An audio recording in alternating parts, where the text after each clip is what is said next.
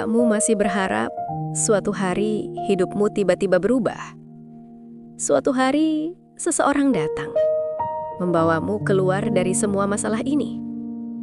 Tapi dengarkan ini baik-baik. Tidak ada yang akan datang. Tidak ada yang benar-benar peduli seberapa lelahnya kamu.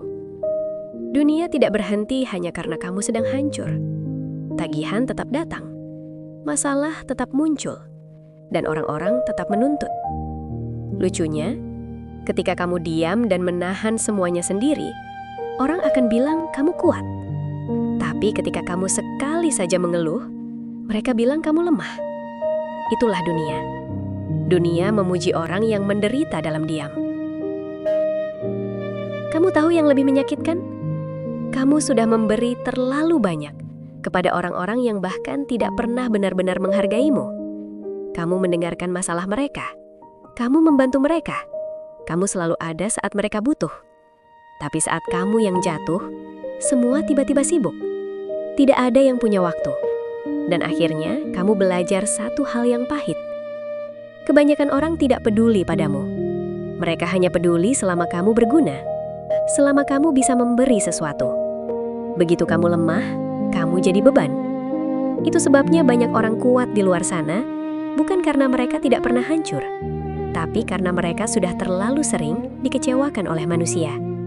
Jadi mereka berhenti berharap. Mereka berhenti bercerita. Mereka berhenti percaya. Dan perlahan, mereka belajar menghadapi semuanya sendiri. Kamu mungkin merasa dunia ini tidak adil. Dan kamu benar. Dunia memang tidak adil. Ada orang yang lahir sudah punya segalanya.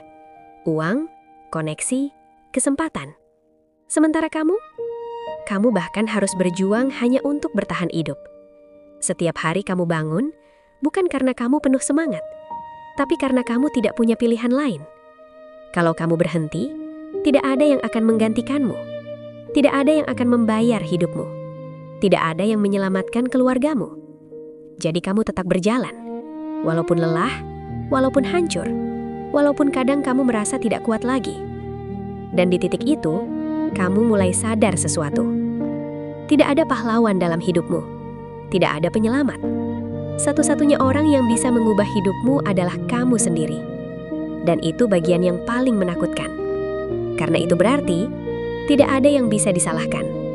Bukan orang lain, bukan dunia, bukan keadaan. Hanya kamu dan keputusan yang kamu buat setiap hari.